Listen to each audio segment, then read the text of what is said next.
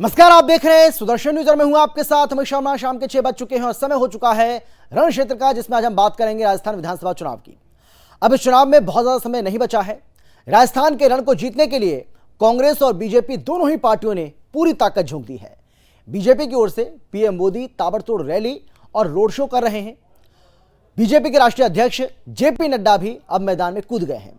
JP Nadda ने आज राजस्थान के जयपुर में सुझाव आपका संकल्प हमारा कार्यक्रम की शुरुआत करते हुए गहलोत सरकार पर जमकर निशान साधा। जेपी नड्डा ने कहा कि हम जो वादा करते हैं उसे पूरा भी करते हैं और पूरा करके ही दम लेते हैं, जबकि कांग्रेस वादा करके भूल जाती है। जेपी नड्डा ने राजस्थान में लगातार बढ़ते अपराध को भी मुद्दा बनाया और कहा कि यह सरकार महिलाओं पर अत्याचार को रोक पाने में नाकाम साबित हो रही है। जेपी नड्डा ने इस दौरान केंद्र सरकार के काम भी गिनवाए। आज चर्चा इसी को लेकर करेंगे। सवाल यह है कि राजस्थान में 2023 की किसकी कितनी तैयारी है, कौन पड़ेगा किस पर भारी, क्या जादूगर का जादू चलेगा या फिर कमल करेगा कोई कमाल, या आखिर में सबसे अहम सवाल यह कि राजस्थान में राज बदलेगा या फिर रिवाज। पहले आपको हम एक बाइट सुनवाते हैं, यानी कि बयान हम आपको सुनवाते हैं कि आज जेपी नड्डा जब राजस्थान के जयपुर में मौजूद थे तो उन्होंने किस तरीके से कांग्रेस पार्टी पर निशान साधा, वहां की न केवल मौजूदा सरकार पर निशान साधा बल्कि अपनी केंद्र सरकार के काम भी गिनवाए। और इसके साथ ही उन्होंने यह भी विजन पेश किया कि जब हमारी सरकार राजस्थान में आएगी, राजस्थान में जब एक बार फिर से हम सत्ता में वापसी करेंगे तो कौन से ऐसे काम रहेंगे जो प्रमुखता के तौर पर हमारी सरकार करने वाली है। सुनिए सरा। किस तरीके से राजस्थान के संकल्प को हम आगे बढ़ाएं, इस कार्यक्रम को आगे लेकर के चलने का संकल्प लिया है। मुझे बताया गया कि 50 एलईडी वैन्स लगभग 200 विधानसभाओं में जाएंगी। ऑफलाइन और ऑनलाइन, डिजिटल और ऑन ग्राउंड दोनों तरीके से सुझाव को इकट्ठा करेगी। मिस्ड कॉल के माध्यम से भी करेंगी, वेबसाइट के माध्यम से भी करेंगी। यानी पार्टी ने तय किया है कि कोई भी छूट न जाए जिसका सुझाव हम अपने साथ जोड़ न सके, इस बात का प्रयास हो रहा है।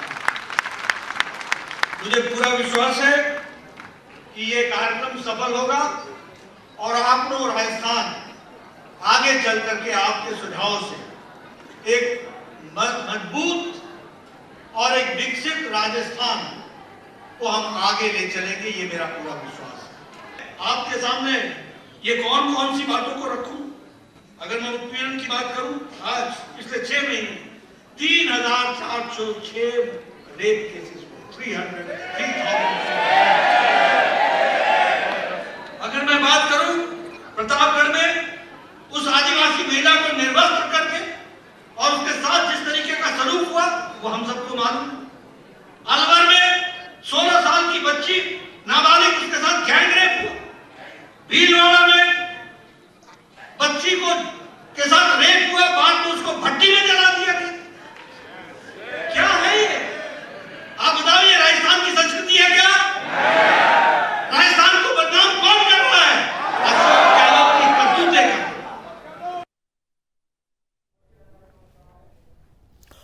तो जेपी नड्डा को आपने सुना। जेपी नड्डा ने किस तरीके से सरकार पर निशाना साधा है और खास तौर पर प्रधानमंत्री नरेंद्र मोदी को भी आपने सुना होगा।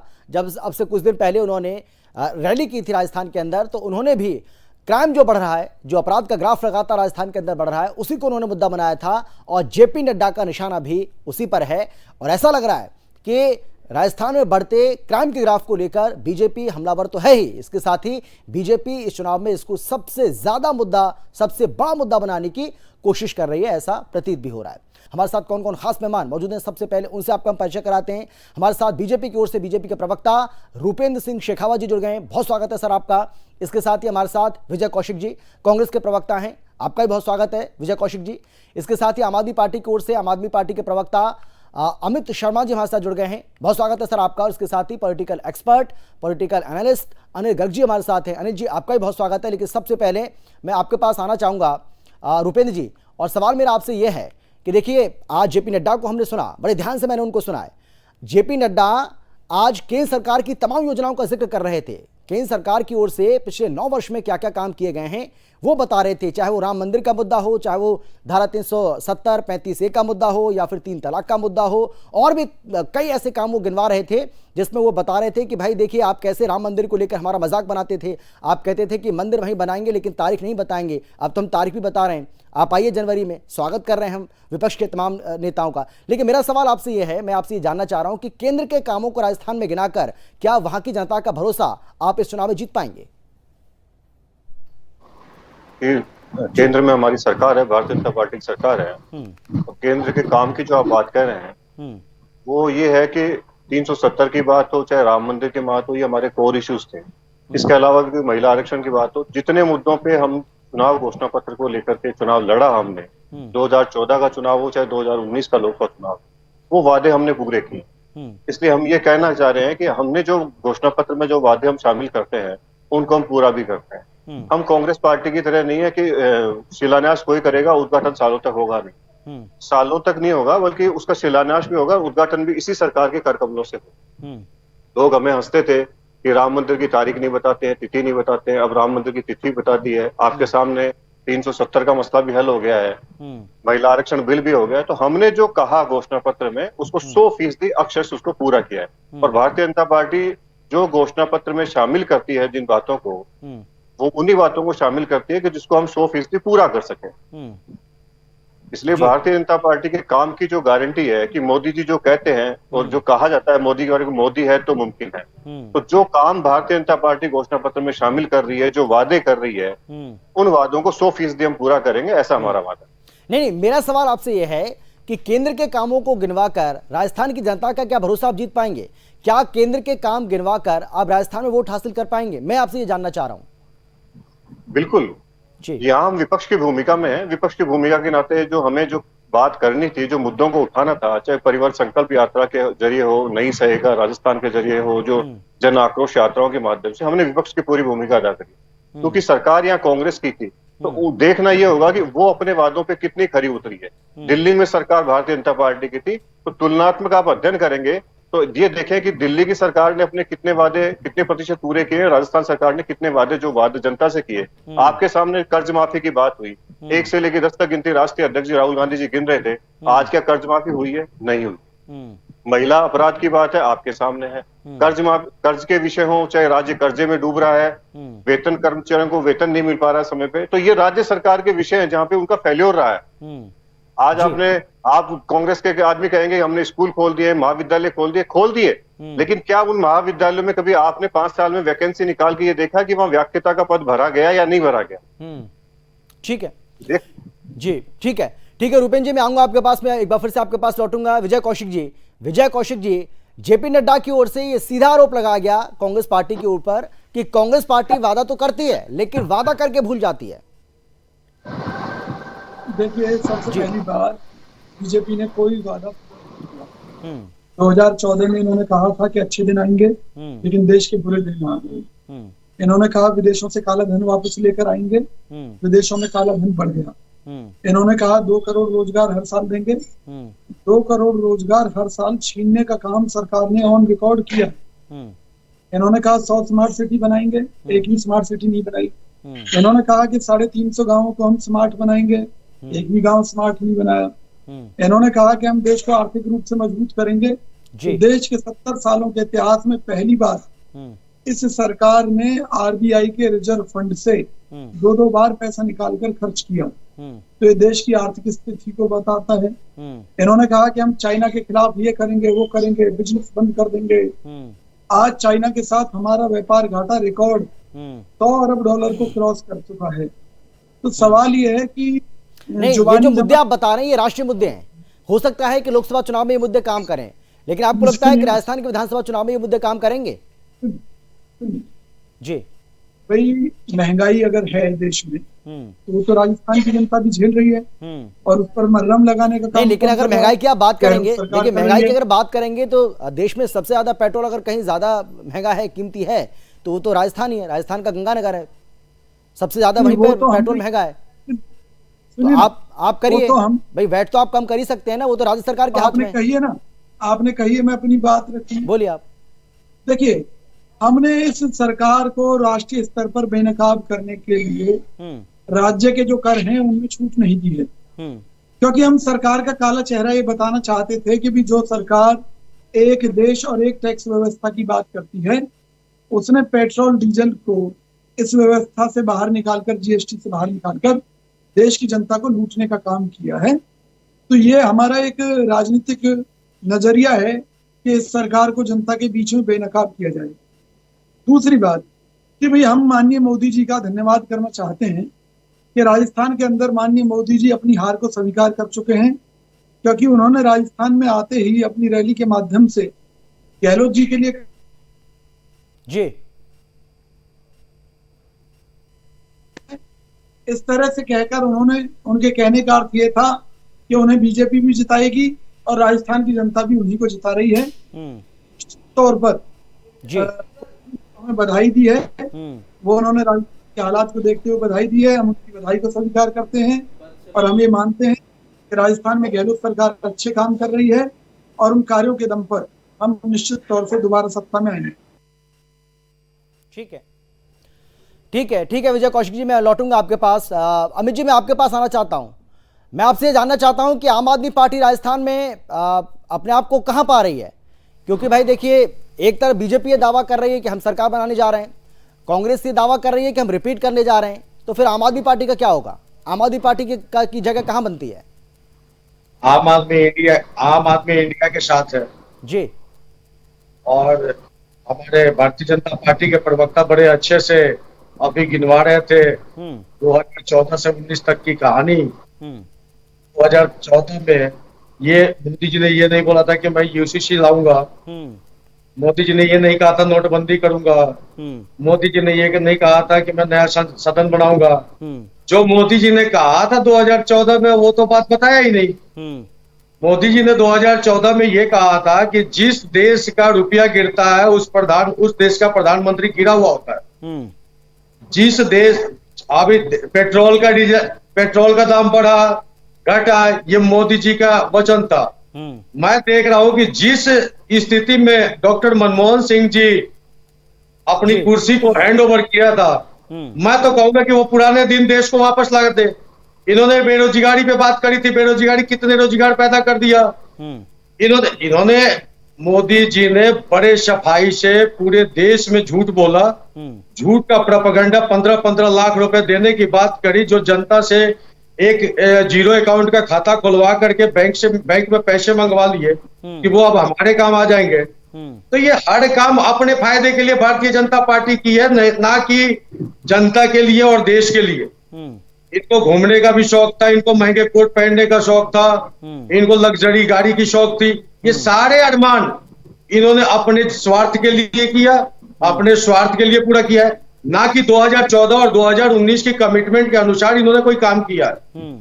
तो इसलिए आज के डेट में भारतीय जनता पार्टी बिल्कुल घबराई हुई है, वो हार से प्रस्त है। लेकिन अमित जी अगर राजस्थान में आपको सरकार बनानी है तो वहां से तो आपको कांग्रेस को हटाना पड़ेगा, वहां बीजेपी नहीं है, वहां तो कांग्रेस की सरकार है भाई। अब INDI की बात कर रहे हैं तो फिर अब कैसे कांग्रेस से आज इंडिया का गठबंधन है जी, और आम आदमी पार्टी इंडिया के गठबंधन के दौरान लड़ेगी। अगर इंडिया जीतेगी तो कांग्रेस जीतेगी, कांग्रेस जीतेगी तो इंडिया जीतेगी, इसमें स्थान की तो कोई बात ही नहीं आई। नहीं, चर्चा तो हम राजस्थान को लेकर कर रहे हैं ना, मैं तो राजस्थान को लेकर ही पूछ रहा हूं कि राजस्थान में आप अपने आप को कहां पा रहे हैं? आम आदमी पार्टी की जगह कहां बनती है? इंडिया के साथ बनती है जी, इंडिया के साथ चुनाव लड़ेंगे। क्या कहना चाह रहे हैं आप? क्या आप कांग्रेस के साथ मिलकर चुनाव लड़ेंगे राजस्थान में, क्या ये कह रहे हैं आप? बिल्कुल, ऐसी कोई मोमेंट आएगी, आला कमान जो तय करेंगे उसके हिसाब से हम काम करेंगे, उसके हिसाब से हम चुनाव लड़ेंगे। मतलब आप ये कह रहे हैं, नहीं, आप बहुत बड़ी बात कह रहे हैं। आप ये कह रहे हैं कि हो सकता है कि आने वाले समय में कांग्रेस और आम आदमी पार्टी राजस्थान में मिलकर भी चुनाव लड़े, क्या ऐसी परिस्थिति बन सकती है? क्या मिलकर भी लड़े? अभी तो सीटों पे समझौता होना है, सारी मीटिंगें होनी है। नहीं, वो तो लोकसभा, वो तो सर लोकसभा चुनाव के लिए है ना, मैं तो विधानसभा चुनाव की बात कर रहा हूँ। विधानसभा चुनाव पे भी एक बार बैठ के मीटिंग होगी, इंडिया की मीटिंग में जो तय होगी वो हम उस कार्यक्रम पे आगे बढ़ के काम करेंगे। हाँ विजय कौशिक जी, क्या कांग्रेस पार्टी इसके लिए तैयार होगी क्या? क्योंकि कांग्रेस पार्टी तो बार बार कहती है कि हमारा जो ये गठबंधन बना है ये लोकसभा चुनाव के लिए बना है, ये राष्ट्रीय स्तर पर बना है, राज्य के स्तर पर कहीं भी ऐसी कोई स्थिति क्या कांग्रेस पार्टी उसको स्वीकार करेगी? देखिए अमित भाई, ये तो बड़ा स्पष्ट है कि लोकसभा चुनावों को लेकर हमारे गठबंधन की बात चल रही है, क्योंकि जब तक सीट शेयरिंग समेत सारे फार्मूलों पर डिस्कशन होकर एक मत ना हो जाए तब तक आप कुछ भी फाइनल मत मानिए। लेकिन ये तय है कि विधानसभा का चुनाव कांग्रेस अपने दम पर लड़ने जा रही है और गठबंधन होगा तो भी ठीक, नहीं होगा तो भी ठीक। उन परिस्थितियों में भी हम राष्ट्रीय स्तर पर जी, राष्ट्रीय स्तर का मामला अलग है, प्रादेशिक स्तर का मामला अलग है। और प्रादेशिक स्तर के चुनावों को लेकर गठबंधन की ना तो कोई बात है, ना सीट शेयरिंग की कोई बात है। जी भाई आम आदमी पार्टी कहीं से भी लड़े, हमें कोई ऐतराज नहीं। हमारा जो कहीं अगर कोई इंडिया गठबंधन की बात चल रही है वो अभी वो राष्ट्रीय स्तर पर चल रही है। उसमें आने वाले समय में क्या परिस्थितियां बनेंगी वो भी अभी बहुत से सब्जेक्ट बाकी हैं, तो अभी कुछ भी उसके बारे में नहीं कहा जा सकता। ठीक है, ठीक है, चलिए मैं लौटूंगा आपके पास। अनिल जी मैं आपसे जानना चाहूंगा, भाई प्रधानमंत्री नरेंद्र मोदी भी ऐसा नहीं है कि केंद्र के कामों को नहीं गिनवा रहे हैं, वो भी अपनी रैलियों में इस बात का जिक्र करते हैं। जेपी नड्डा भी आज केंद्र के कामों को गिनवा रहे थे, हालांकि राज्य सरकार की, गहलोत सरकार की नाकामी को भी वो बता रहे थे और महिला अपराध का जिक्र भी वो कर रहे थे। लेकिन इन सब के बीच में आपसे जानना चाहता हूं कि क्या जो राष्ट्रीय मुद्दे हैं, क्या बीजेपी के लिए राजस्थान में ये काम कर पाएंगे? और आपको लगता है कि क्या बीजेपी की जो रणनीति है राजस्थान को लेकर खासतौर पर ये ठीक है? अमित जी, अभी मैं तीनों साथियों को भी सुना, कल पीएम साहब को भी सुना और आज जेपी नड्डा जी को भी सुना जी। पहले तो अपने जो साथी बोल रहे हैं, अभी मुझे आम आदमी पार्टी के अपने साथी की बात सुनी, ये इनकी लाइन से हटके बात है। अभी तक तो आम आदमी पार्टी की लाइन ये रही है कि वो तीनों विधानसभाओं में कांग्रेस के खिलाफ चुनाव लड़ने जा रही है, छत्तीसगढ़ में, मध्य प्रदेश में और राजस्थान में, और एक दूसरे की बुराइयां भी कर रही है, एक दूसरे की कमियां भी बता रहे हैं। ये पहली बार मैं आपके चैनल पे सुन रहा हूँ कि ये विधानसभा में इंडिया अलायंस के पार्ट बन के काम करेंगे और सीटों में समझौता होगा, जो मेरे ख्याल से नहीं होने वाले। एक बार जी, अभी उन्होंने 2014 में मनमोहन सिंह जी सरकार जब गई तो उन्होंने कहा इससे वो सरकार बहुत अच्छी थी, लेकिन ये शायद भूल गए कि आम आदमी पार्टी का गठन ही कांग्रेस के खिलाफ हुआ था। आम आदमी पार्टी का गठन ही कांग्रेस की जो भ्रष्टाचार हुआ था, शीला दीक्षित सरकार का हो या मनमोहन सिंह सरकार का, उसके खिलाफ भी उन्होंने आंदोलन किया था, उसके खिलाफ भी पार्टी बनाई थी। अगर वो अच्छी थी फिर आम आदमी पार्टी की बनाने की आवश्यकता और नौबत आती नहीं। वापिस राजस्थान पर रहते हैं, जो आपने कहा कि पॉलिसीज कैसी है, देखिए केंद्र सरकार के पास, केंद्र के पास जो उपलब्धियां है, नेचुरली है कि भारतीय जनता पार्टी उन सारी उपलब्धियों की चर्चा किसी भी राज्य के चुनाव में ही करेगी और उसको करने का हक भी है। अगर आप 3 तलाक की बात करेंगे, राम मंदिर की बात करेंगे, धारा 370 की बात करेंगे, तो वो सीना ठोक के कहेंगे ना कि हमने जब से भाजपा बनी है तब से हमने राम मंदिर का मुद्दा उसमें रखा था, जब से भाजपा बनी हमने धारा 370 हटाई है, ये मुद्दा रखा था। तो कह सकते हैं कि हमारे मैनिफेस्टो में जो स्थायी मुद्दे थे हम उन पर काम कर रहे हैं और अधिकतर काम पूरा कर रहे हैं। ठीक है अनिल जी मैं आपको बीच में रोक रहा हूँ, उसके लिए मैं माफी चाहता हूँ। मैं फिर से आप ही के पास आऊंगा, लेकिन वक्त एक छोटे से ब्रेक का है, हम फौरन लौट रहे हैं। लेकिन ब्रेक पर जाने से पहले मैं आपको बता दें कि आज बिंदास पोल में एक खास पेशकश आपको हम दिखाने वाले हैं। आप सभी जानते हैं कि राजधानी दिल्ली के जंतर मंतर पर न्यूज क्लिक के जो पत्रकार ईडी के द्वारा जो गिरफ्तार किए गए हैं, उनके समर्थन में वहां पर भारी संख्या में लोग उपस्थित रहे। वहां सुदर्शन न्यूज के पत्रकार भी मौजूद थे। लेकिन जैसे ही ये कार्यक्रम संपन्न हुआ, उसके बाद सुदर्शन न्यूज के जो तमाम पत्रकार हैं, उन्होंने जो लोग वहां पर संबोधन दे रहे थे उनसे सवाल जवाब किए हैं। लेकिन सुदर्शन न्यूज के पत्रकारों के सवालों को सुनकर वो वहां से भाग खड़े हुए। आप सोचिए, प्रधानमंत्री नरेंद्र मोदी से सवाल पूछने वाले, उनसे प्रश्न करने वाले लोग आज सुदर्शन न्यूज के सवालों का जवाब नहीं दे पा रहे हैं। सुदर्शन न्यूज के सवालों से वो भाग खड़े हुए दिखाई पड़ रहे हैं। इससे पता चलता है कि इनकी जो विश्वसनीयता है वो कितनी है। अनिल जी, मैं एक बार फिर से आपके पास आना चाहता हूं, क्योंकि आप अपनी बात पूरी नहीं कर पाए थे। अब आप अपनी बात रखिए। मैं बात कर रहा था जी, जहां तक राजस्थान का सवाल है, भारतीय जनता पार्टी और कांग्रेस में सीधी टक्कर है, इसमें कोई दो राय नहीं है। कांग्रेस चूंकि राजस्थान में सरकार में है, इसलिए खोने का डर कांग्रेस को है, भाजपा को तो पाना ही पाना है, क्योंकि ऑलरेडी वो तो सरकार से बाहर है। जब तक विपक्ष की भूमिका सवाल है, ये पूरा सारे काम विपक्ष की भूमिका अधिकतर रूप से कांग्रेस के नेताओं ने, भारतीय जनता पार्टी के नेताओं को जरूरत नहीं पड़ी। सचिन पायलट और मुख्य विपक्षी दल के नेता के रूप में वहाँ पे अपनी भूमिका निभाते थे। अभी आने वाले चुनाव में ये मुद्दा मैं मानकर चलता हूँ भारतीय जनता पार्टी इसको उठाने वाली है। नागालैंड का मुद्दा उसमें जरूर उठेगा। जो की हत्या हुई सरतंत्र, वो एक बड़ा मुद्दा था। महिलाओं पे बढ़ते अत्याचार, जो क्राइम रेट खा रहा है राजस्थान में ज्यादा है, ये भी एक मुद्दा बनने वाला है। एंटी इनकम्बेंसी भी एक फैक्टर तो रहता ही है, लेकिन मानना पड़ेगा अशोक गहलोत जी को भी, उन्होंने पिछले 6 महीनों में नई नई योजना चलाकर, जो अभी आप कहते हैं उनको राजनीति का जादूगर कहा जाता है, 6 महीने में एंटी इनकम्बेंसी फैक्टर को नई योजना चलाकर, नई बातें कहकर कुछ न कुछ एंटी इनकम्बेंसी फैक्टर कम किया है। पार्टी क्लीन स्वीप कर रही है, इतना आसान नहीं है उनको भी जीतना, इसलिए मुकाबला जोरदार रहने वाला है। मुकाबला जोरदार रहने वाला है। विजय कौशिक जी सुन रहे हैं ना आप अनिल जी को, मुकाबला जोरदार रहने वाला है। और साथ ही वो ये भी कह रहे हैं कि भाई ठीक है, आप जीत का दम भर रहे हैं, आप रिपीट करने की बात तो कर रहे हैं, लेकिन ये जो क्राइम का ग्राफ लगातार बढ़ रहा है ना, महिलाओं पर जो अत्याचार हो रहे हैं, और कन्हैया लाल का जो सर तन से जुदा हुआ, ये सब भी आपको भारी पड़ सकता है, इसका भी ध्यान रखना पड़ेगा। विजय जी, दुख की बात है कि कन्हैया लाल टेलर जिहाद का शिकार हुआ और कुछ मुस्लिम आक्रांताओं द्वारा उसका सिर कलम कर दिया गया, और उसके परिवार को राहत देने का काम कांग्रेस पार्टी ने निश्चित तौर पर किया है। पहली बात जी, हम ऐसी किसी घटना का समर्थन नहीं करते। समय रहते सभी आतंकियों को पकड़ लिया गया था और वो लोग जेल की हवा खा रहे हैं। दूसरी चीज, मुकाबला जबरदस्त क्यों है जी? क्योंकि देखिए, ये मोदी जी के लायक तो चुनाव है नहीं। विधानसभा का चुनाव स्थानीय मुद्दों पर लड़ा जाता है, बिल्कुल, लेकिन बीजेपी का दुर्भाग्य है कि बीजेपी के पास मोदी के अलावा कोई नेता ही नहीं है। शौचालय से लेकर संसद तक अगर किसी नेता की फोटो है तो वो केवल मोदी जी की फोटो है। अगर किसी भी योजना की बात कर रहे हैं तो मोदी जी कर रहे हैं। राजस्थान में भी घूम घूम कर जैसे कर्नाटक में घूमे थे मोदी जी, और वहां पर भाजपा को करारी हार का सामना करना पड़ा, उसी तरह से राजस्थान में घूम रहे हैं मोदी जी, उसी तरीके से मध्य प्रदेश में घूम रहे हैं। तो निश्चित तौर पर इसमें कोई शक नहीं है कि जब किसी भी राज्य में अगर मुकाबला सीधा प्रधानमंत्री के साथ हो, पूरी सरकारी मशीनरी को वहां पर झोंक दिया जाए, या किसी भी राष्ट्रीय पार्टी की सारी ताकत को वहां पर झोंक दिया जाए, तो मुकाबला तो टफ होता है, हमें मालूम है।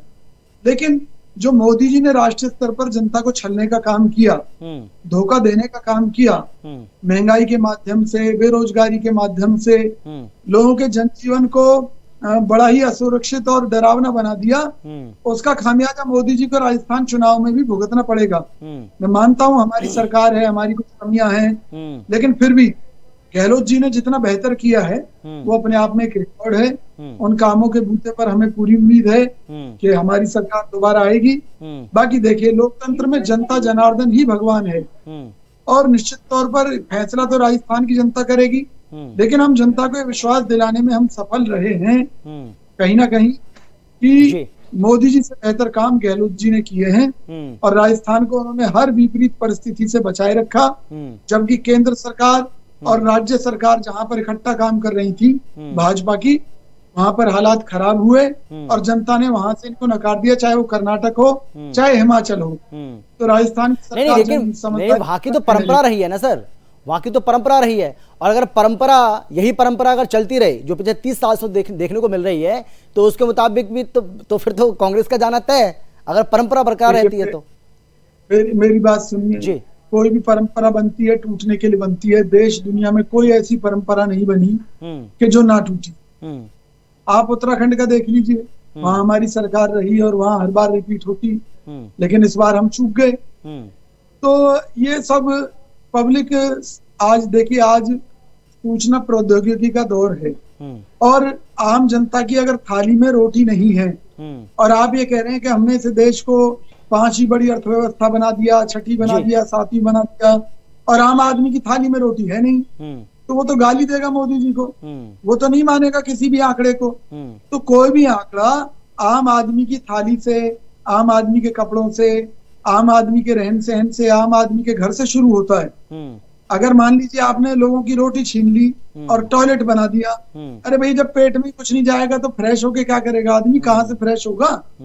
ये जो मोदी सरकार की दोहरी नीतियां हैं, उनका लाभ हमें मिल रहा है, जनता इनके जुमलों को पहचान चुकी है, और हमें पूरी उम्मीद है जी, जीत सच्चाई की होगी, धर्म की होगी। सत्यमेव जयते जी, ठीक है, सत्यमेव जयते, ठीक है।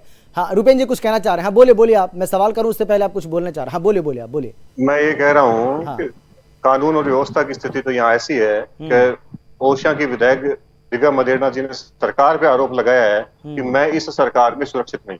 जो उनपे जो हमला हुआ और जो उनकी पार्टी के लोगों ने हमला किया, उस पे आज तक एफआईआर पे कोई गिरफ्तारी हुई है नहीं हुई। इन्हीं की पार्टी के करौली जिले से टोडा भीम से आने वाले विधायक पीआर मीणा जी ने कहा है कि मैं 7 दिन बाद में धरना दूंगा। अशोक चांदना जी सरकार के खिलाफ धरना दे चुके हैं। ये मैं बयान से नहीं कर रहा हूं, मैं मेरे आरोप नहीं लगा रहा हूं, अशोक चांदना जी सरकार के खिलाफ। ये तो इनकी स्थिति है। अब आप थोड़ा सा फ्लैशबैक में आइए जी। विधानसभा चुनाव के जस्ट बाद में लोकसभा चुनाव हुआ। इस सरकार, अशोक गहलोत सरकार को जनता जनार्दन राजस्थान ने सिरे से खारिज कर दिया।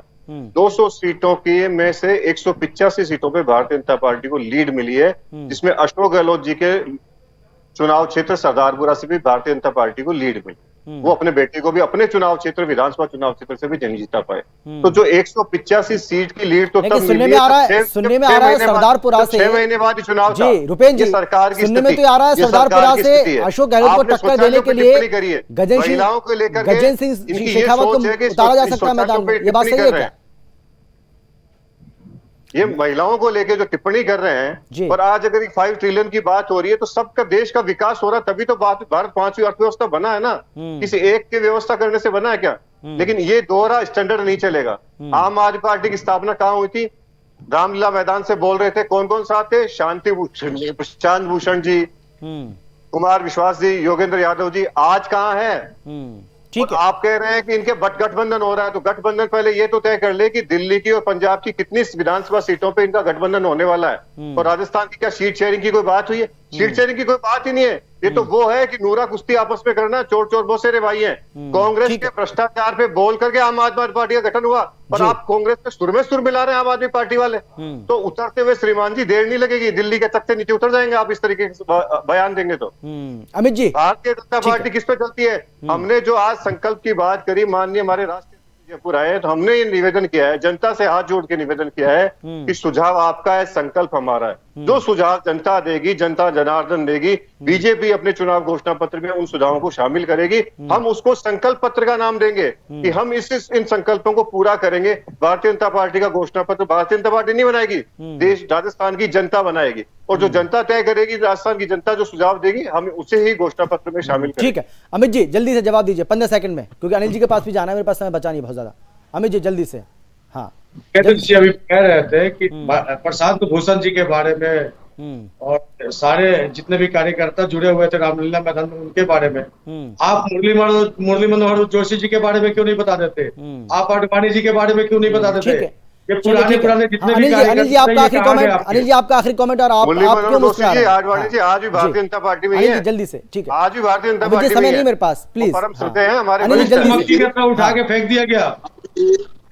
हाँ अनिल जी बोलिए। जी जी, राजस्थान में जो होने वाला है उसका मैंने आपको थोड़ा अंदाजा दिया है। राजस्थान में कांटे की टक्कर है, एंटी इनकम टैक्स फैक्टर हर 5 साल में चढ़ चढ़ के बोलता है। बिल्कुल, भ्रष्टाचार अपना एक मुद्दा है, लाल डायरी एक अपना मुद्दा है, पेपर लीक अपना एक मुद्दा है, और भारतीय जनता पार्टी इन सारे बिल्कुल। अनिल जी माफी के साथ मैं आप सभी को रोक रहा हूँ, बहुत धन्यवाद इस चर्चा में शामिल होने के लिए, अपनी बात रखने के लिए। और इसीलिए हम पूछ रहे हैं, इसीलिए सवाल भी हमने रखा है कि क्या इस बार राज बदलेगा या फिर रिवाज बदलेगी? क्या जादूगर का कोई जादू काम कर पाएगा, या कमल एक बार फिर से खिलने वाला है? ये बहुत सारे ऐसे सवाल हैं जो आने वाले समय में भी इन सवालों का जो जवाब है इसी तरीके से हमें भी लेना पड़ेगा। हो सकता है पूरी तरह से मिले भी और पूरी तरह से ना मिले भी, लेकिन राजस्थान चुनाव का जो रण है वो बहुत ज़्यादा भीषण हो चला है। और ये इस बात से पता चलता है कि किस तरीके से तमाम जो केंद्रीय नेता हैं बीजेपी के, वो भी मैदान में कूद चुके हैं। इसके साथ ही खुद प्रधानमंत्री नरेंद्र मोदी हों या बीजेपी के राष्ट्रीय अध्यक्ष हों जेपी नड्डा, वो भी लगातार ताबड़तोड़ रैलियां कर रहे हैं, रोड शो कर रहे हैं और बीजेपी के लिए माहौल बनाने की पूरी कोशिश की जा रही है। फिलहाल इतना ही, लेकिन देश और दुनिया की बाकी खबरों के लिए आप देखते रहिए सुदर्शन न्यूज। और जिस तरीके से मैं आपको बताया कि रात 8 बजे बिंदास बोल में आप जरूर देखें किस तरीके से न्यूज क्लिक के जो गिरफ्तार पत्रकार हैं उनके समर्थन में जो वहां पर हुजूम उमड़ा और उनसे जब सवाल किया गया तो किस तरीके से सुदर्शन के पत्रकारों के सवालों से वो भाग खड़े हुए। मोदी जी से सवाल पूछते हैं लेकिन सुदर्शन के पत्रकारों के सवाल देने में उनकी बोलती बंद हो जाती है। यह आपको बताएंगे बिंदास बोल में रात 8 बजे। जल्द लौट रहे हैं।